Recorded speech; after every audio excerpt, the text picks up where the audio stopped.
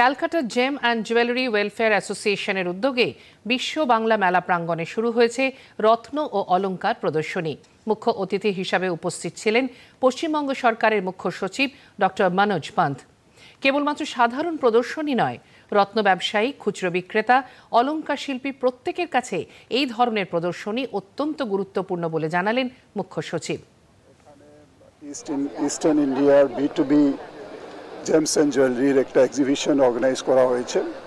আজকে 3 দিনের প্রোগ্রাম। আজকে আমরা ইনগ্রেশন সেরিমনিতে এসেছি।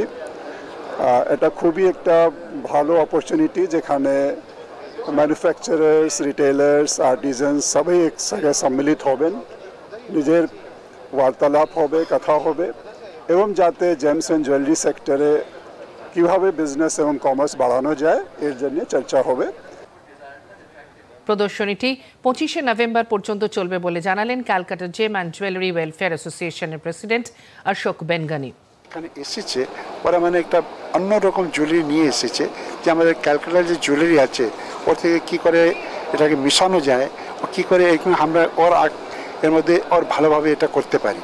এটা মানে this is what exhibition is not for a fun, exhibition is basically to enhance your knowledge के बगैर देखिए क्या होता है कि कोई भी बात होती है, इनका कोई इंस्टीट्यूट तो है नहीं, हम लोग इन्हीं से मिल के इन लोगों से बातें करके इनकी ज्वेलरी देख के अपनी ज्वेलरी को भी आगे बढ़ाने में हम कामयाब होते हैं।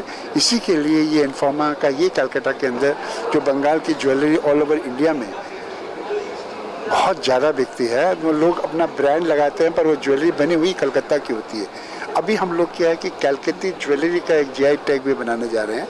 अगर वो प्रोसेस में है, अगर वो शेप लेता है तो we will get the GI tag also for Calcutta.